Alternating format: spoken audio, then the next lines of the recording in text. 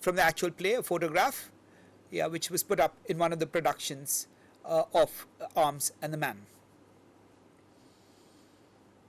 Quite a dramatic scene there. Yes, it is. Yes, it is. Now, Arms and the Man, I've just put it Arms because I've lacked space, so I've put it as down as Arms. And we're talking about something called literary history.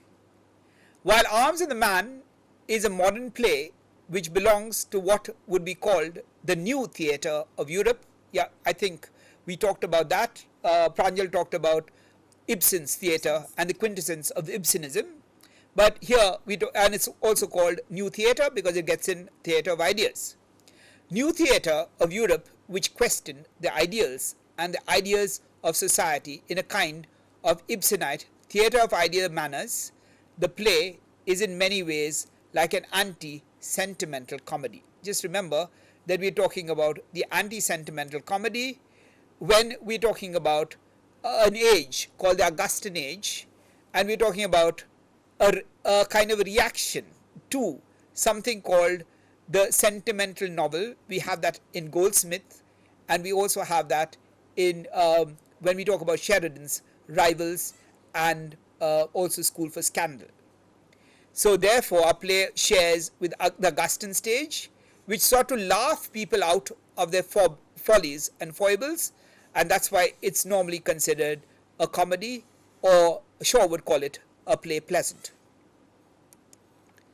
However, the images of blood, war, and social realism are not quite the material of decorum that would be part of the Augustan or Romantic age.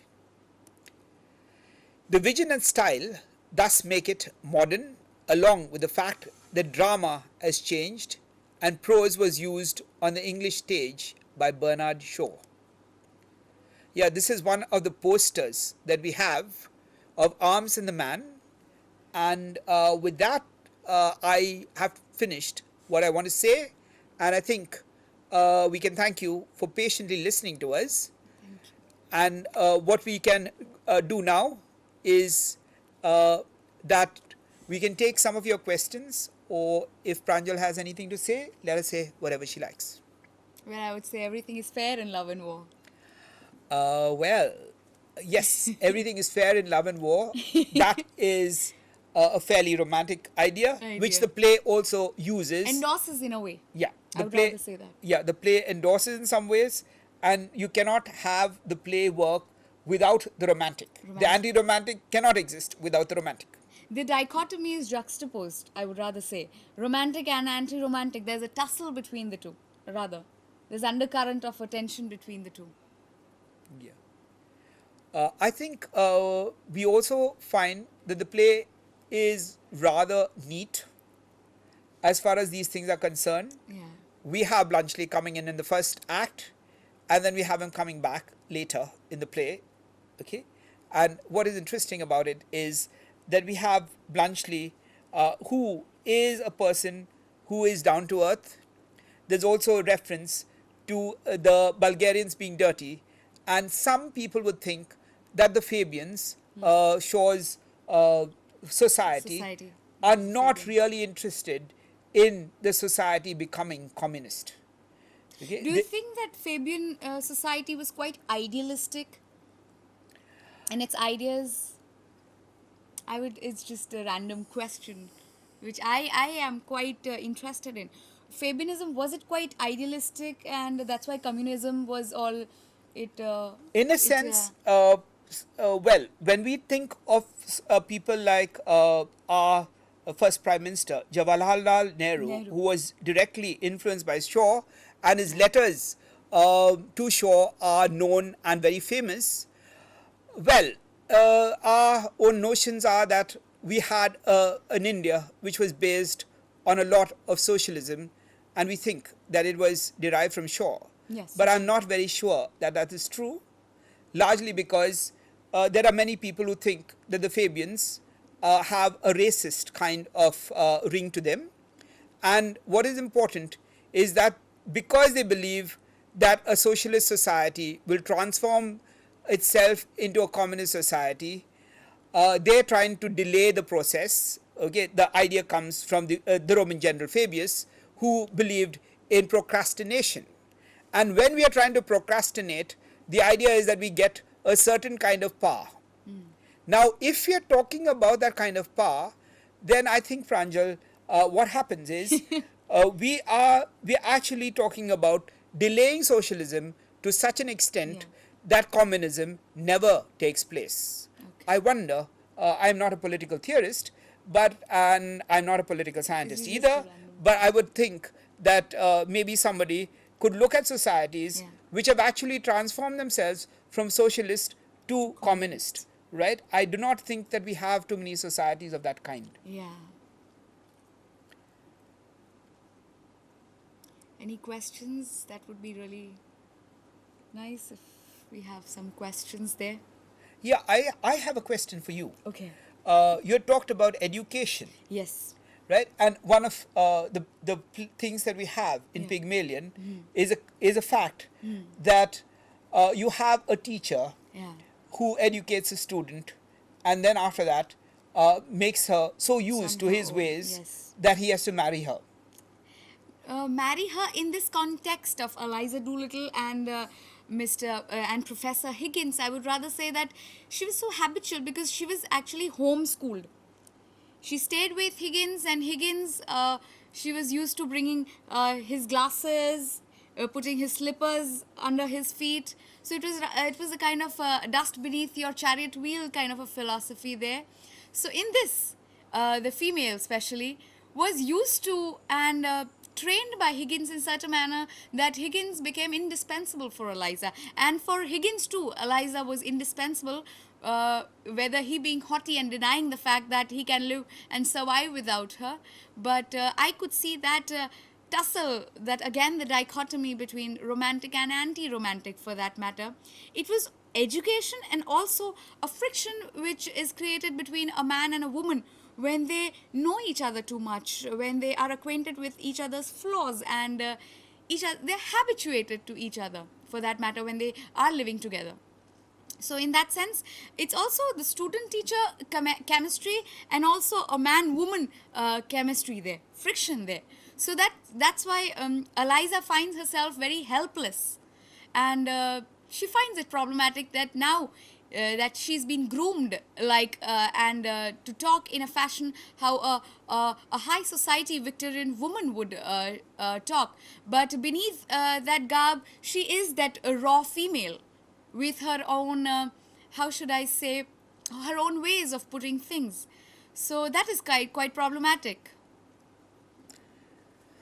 I hope I've answered your question there. Yeah, in some ways, yes, but it's not a very easy kind of thing to do, largely because we are talking about the idea of the romantic, which Rousseau gives, which is an idea which maybe some of us will think is not quite romantic. And Shaw brings this in largely because it's a question of a relationship between a teacher and a student.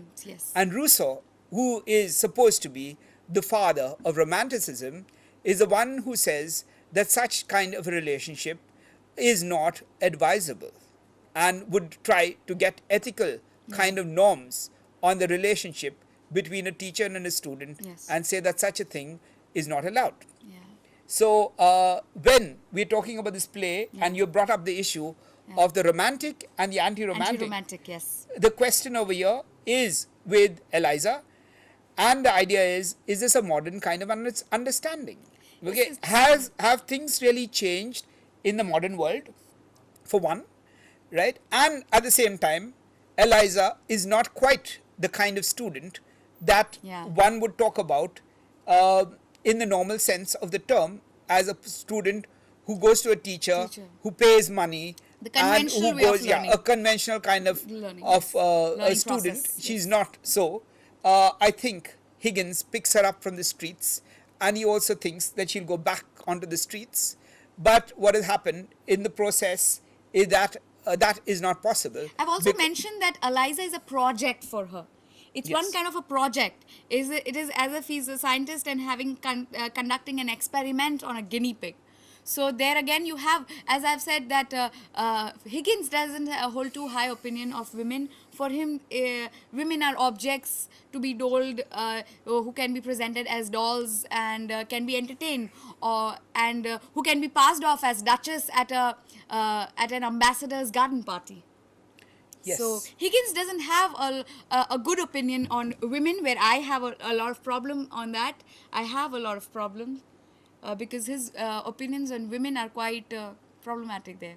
Yeah, but if you Quite look at controversial. Shaw and the slide that we showed, the Yeah. cartoon of the suffragette movement, Yeah. Shaw was one of the active campaigners Yes. for the suffragette movement, right? And so Shaw outside the play and Shaw writing the play Yeah, are the two different people, kinds yes. of people. And I've also read somewhere that Mr. Doolittle, that is Eliza's father, Alfred Doolittle, is the mouthpiece of Shaw. So Higgins is a person I think is by far, it's far away from Shaw the person, definitely. But It was just a passing remark, that's it. I think you had mentioned the question of Higgins being modeled on Professor Henry Sweet. Henry Sweet. Yeah, I think he was a reader A phonetician, yes. in phonetics and linguistics, Linguistics. right? And the idea of the experiment is something that is a part of the linguist's kind of way of operation, and with different kinds of pronunciation, one gathers one's data. Yeah.